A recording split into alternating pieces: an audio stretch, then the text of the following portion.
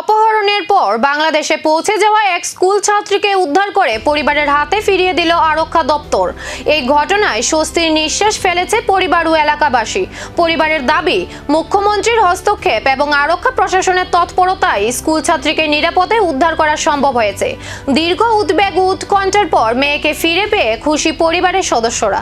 বুধবার উদ্ধার হওয়া স্কুল ছাত্রীর বাড়িতে যান মণ্ডল সভাপতি শ্যামল দে, স্থানীয় কাউন্সিলর সহ অন্যান্য জনপ্রতিনিধিরা।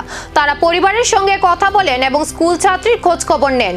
এদিকে মেয়েকে নিরাপদে ফিরে পাওয়ায় মুখ্যমন্ত্রী ও আরক্ষা প্রশাসনের প্রতি কৃতজ্ঞতা প্রকাশ করেছে পরিবার। তাদের বক্তব্য, প্রশাসনের দ্রুত উদ্যোগের ফলে এই উদ্ধার অভিযান সফল হয়েছে। গত 11 তারিখে আমাদের যে এই আটবরদলী বিধানসভার অন্তর্গত আমাদের 34 নম্বর যে ওয়ার্ড, যেটা আমাদের কর্পোরেটর রয়েছেন জাহ্নবী এবং আমাদের ওয়ার্ড প্রেসিডেন্ট পিন্টুদা আছেন।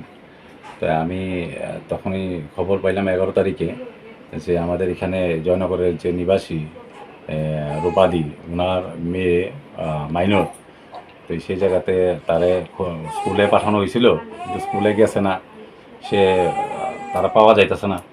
তৎক্ষণাৎ পাওয়া না যাওয়াতে আমরা সবাই মিললে আমাদের যেহেতু এই বরদলীর বিধানসভার যিনি অভিভাবক, আমাদের সকলের প্রিয় আদরণীয় মুখ্যমন্ত্রী প্রফেসর ডক্টর মানিক সাহাজি, ওনার নলেজে গোচরে নিলাম। উনি তৎক্ষণাৎ, যেহেতু একটা মেয়ে, মাইনর মেয়ে, তাই না, উনি তৎক্ষণাৎ একটা স্টেপ দিয়েছেন এবং স্টেপে উনি আরক্ষা প্রশাসনকে তড়িঘড়ি করছেন যে যেন কোনো প্রকারে যেন মার কাছে যেন মেয়েরে ফিরাই দেওয়া হয়, সর্বতোভাবে যেন চেষ্টা করা হয়।